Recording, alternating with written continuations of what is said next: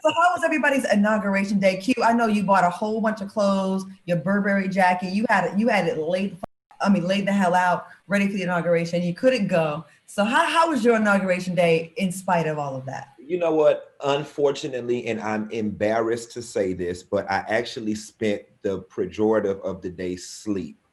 And I woke up at about 8 p.m. that night and I caught all the clips and stuff online. And I caught what, in my opinion, was the most important part, which was the young Black girl doing the poem, baby, giving us hopes and dreams for the future and just reinstilling some level of hope in me, in this SHIT whole country that we live in right now. For 30 seconds, it did give me a bit of hope and inspiration. All right. So You're in. I think I was probably the opposite of Funky Dineva. As you all know, I live here in Washington, D.C. And not only do I live in Washington, D.C., but I live in Southwest D.C., which is right near the Capitol and right near the White House. I'm literally 2 or 3 blocks away.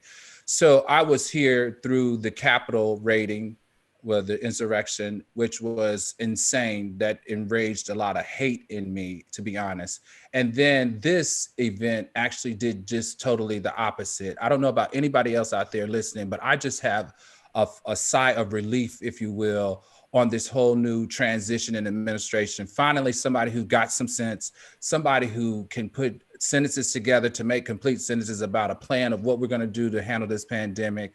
And then just to see the past president, our first African-American president, and then see our first female African-American president. I don't care about the other half of her. I only see her as an African-American female president. Was vice president, sorry, was just magical for me. It was just magical. The petty side of the game, because y'all are being really very, very positive right now, and I appreciate this side of you all. This is a new leap that we're doing, I guess, in 2021. It's great.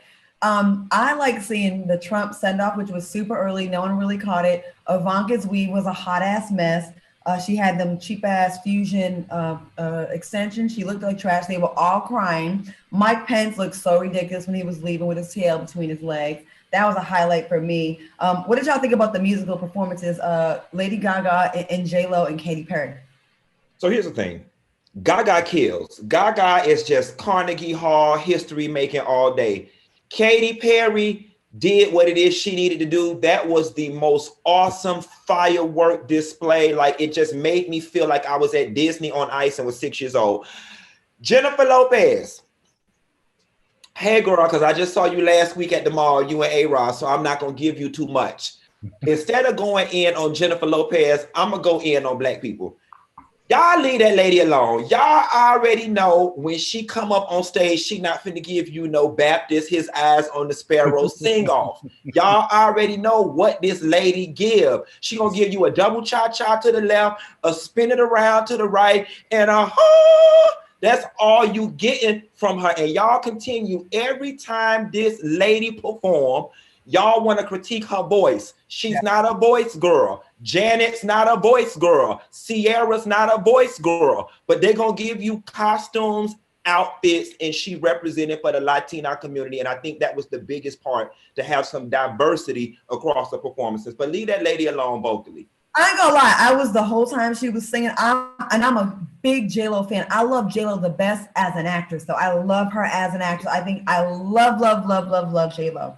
But like you said, she's not the strongest voice. She's not the strongest voice. So the whole time she was performing, I was like, I just wanted her to not crack. And she got through it. She did fine. She didn't mess up. She looked bomb as hell. And I think they had to give a nod to the Latino community, because with all this, us Black folks, how we've been really insisting and holding the Biden administration accountable for Black cabinet members and Black VPs, the Latino community is kind of getting a little bit salty because they are the biggest minority group now. Like, they're like, well, what about us? What about us? And I get the move. I get it. It made sense. And they should have switched. They should have switched her song out though with Demi Lovato. That's in her range. See, because she ain't got to hold no notes. A lovely day, lovely day, lovely day, a lovely day, lovely day, lovely day. That's in her wheelhouse.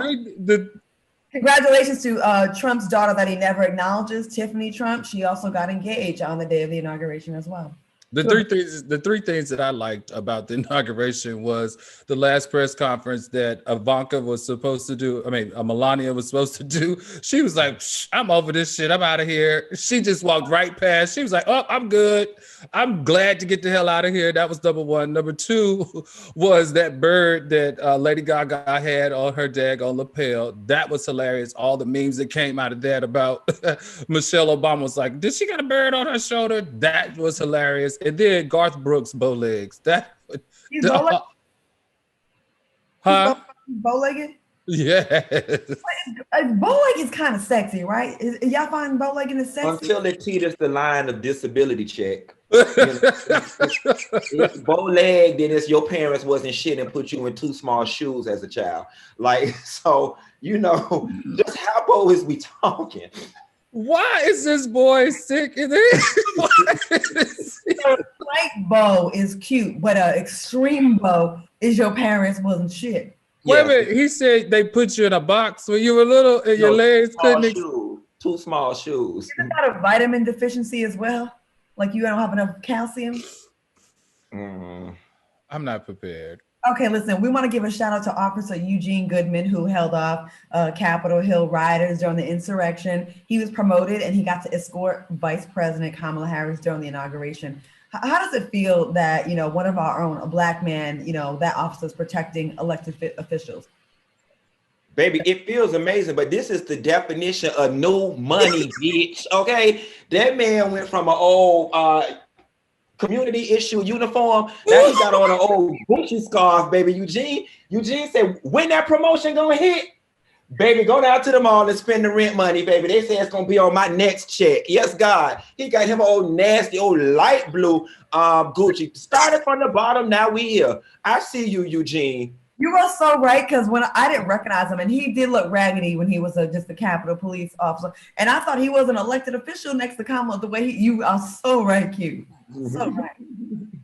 So what do y'all think about former President Donald Trump not in attendance, being bitter, skipping the festivities? He took Air Force One to Florida on Wednesday, but not before he made a few pardons, including rappers Lil Wayne, Kodak Black, and former Detroit Mayor Kwame Kilpatrick, which I'm kind of happy about that, in a way. My ratchet side. What do y'all think about those pardons? Al?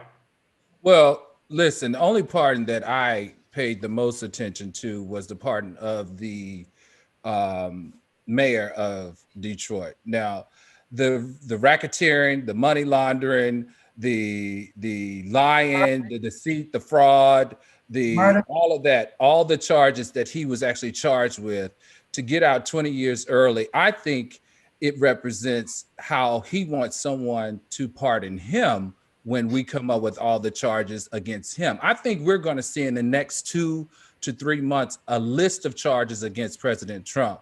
And I think he also, when he pardoned that mayor, it was kind of like a little dig, because that is one person that you would not waste a pardon on. What he did to the city of Detroit was deplorable and disgusting. And for him to pardon him just speaks volumes to who he is. I think that particular mayor is very similar to Donald Trump. And what do you think about the Kodak Black pardon? Do you think that was a waste of a pardon? Because they say he still has like a sexual assault case. Well, I think, both Kodak and Lil Wayne are on the weapon charges with also drug charges. So of course that's a waste of pardon, because any good criminal attorney can get those guys out of that. I don't understand what that spoke to and why. I feel like that was like in case he wants to run again, he's gonna be like, see, how can I be racist? Like he's doing these last things to kind of like a nod to Black people. Like, I'm not racist. I'm the one who pardoned Kodak Black. Because why do you give a damn about Kodak Black?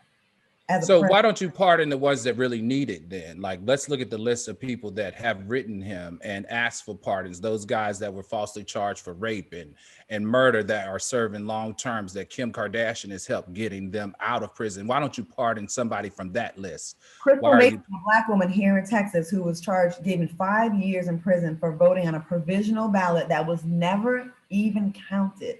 That's who you need to be pardoning, not someone who's going to get back in trouble in another 2 weeks. I'm just saying.